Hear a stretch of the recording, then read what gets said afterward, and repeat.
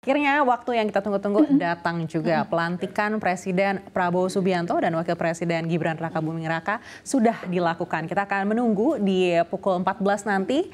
Juga menurut jadwal akan dilakukan serah terima di Istana Negara dari mantan Presiden Joko Widodo ke Presiden Prabowo Subianto. Lalu tanggapan Anda seperti apa, Mbak Esa? Apakah ini menjadi momen di mana akan lebih banyak lagi dana asing yang mungkin akan masuk ke dalam negeri dan menjadi titik awal dari pembangunan ekonomi kita besar-besaran di tahun ini? Harapannya iya ya, tapi bahwa sebenarnya kan kalau FDI itu sudah ada reformasi beberapa kali ya di era Pak Jokowi ya, dengan pembaharuan daftar negatif investasi, ada juga pembaharuan beberapa relaksasi undang-undang terutama Cipta Kerja. Tapi persoalannya investasinya yang asing itu memang belum terlalu banyak ya, karena kalau kita bicara asing itu kita harus ada persoalan internal dan eksternal ya. Dari internal sendiri kan kita harus ada perbaikan soal perizinan, soal hukum, sementara dari eksternal sendiri kita harus bersaing nih dengan negara-negara seperti Vietnam, Malaysia, kemudian Singapura, mungkin lebih luas lagi kalau Asia itu ada India dan Tiongkok. Ini yang harus diperhatikan bahwa ada persoalan internal dan eksternal. Sementara kalau kita dari masa ke masa itu persoalan internal pasti soal perizinan, kepastian hukum, tumpang tindih antara Pemda pusat dan Pemda dan pusat maksud saya, dan kemudian ada juga persoalan mungkin perpajakan, ada UMP yang terlalu tinggi. Ini yang harus dilihat lagi oleh pemerintahan Pak Prabowo ke depan. Baik, dan menurut Mbak Esa sendiri, PR ekonomi apa yang terbesar untuk Presiden dan Wakil Presiden Prabowo Gibran? PR-nya tentu sangat banyak ya, tapi mungkin kalau kita lihat mendesak dan paling harus dilakukan itu yaitu memperbaiki dari sisi daya gedor konsumsi rumah tangga kalau menurut saya, karena ada persoalan daya beli yang sedang hangat dibicarakan dan mungkin tanda-tandanya semakin jelas nih ya.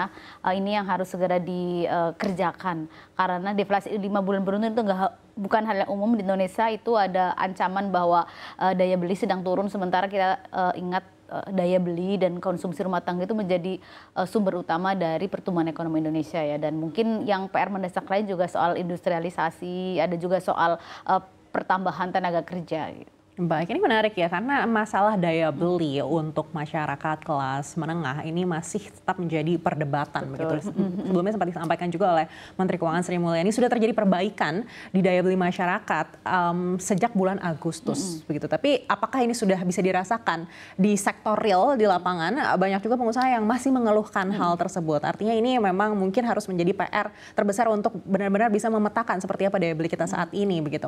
Dan di sisi lain juga kita lihat kabinet dari Prabowo Subianto dan Gibran Rakabuming Raka ini diterka oleh banyak orang akan menjadi kabinet yang gendut. Apakah ini juga menjadi salah satu alasan, karena memang program-programnya cukup banyak yang akan menjadi program utama dan belum lagi juga harus menyelesaikan masalah daya beli ini?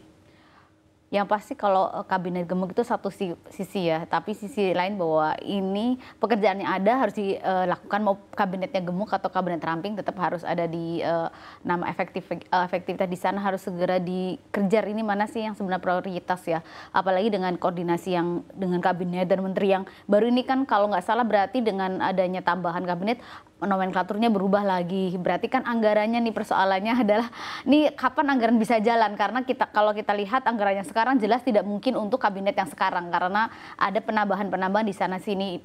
Artinya bahwa APBN-nya itu mau nggak mau harus direvisi. Ketika direvisi ada waktu untuk revisi, ada waktu untuk tidak berjalan efektif dari sana. Ini harus diperbaiki juga ya. Belum lagi nih pemerintahan daerah juga harus diperhatikan, karena pemerintah daerah mungkin baru akan efektif di sekitaran Februari ya, karena masih ada pilkada belum jadi orang kan. Kalau belum ada pemimpin daerahnya yang tidak mungkin tanda tangan untuk hal-hal yang strategis, ini yang harus dilakukan. Berarti bahwa mungkin pembangunan baru akan efektif atau Maret kah atau April, ini yang harus diperhatikan. Padahal ada persoalan yang harus segera diselesaikan, yaitu persoalan daya beli, persoalan PHK yang tidak bisa menunggu waktu lagi.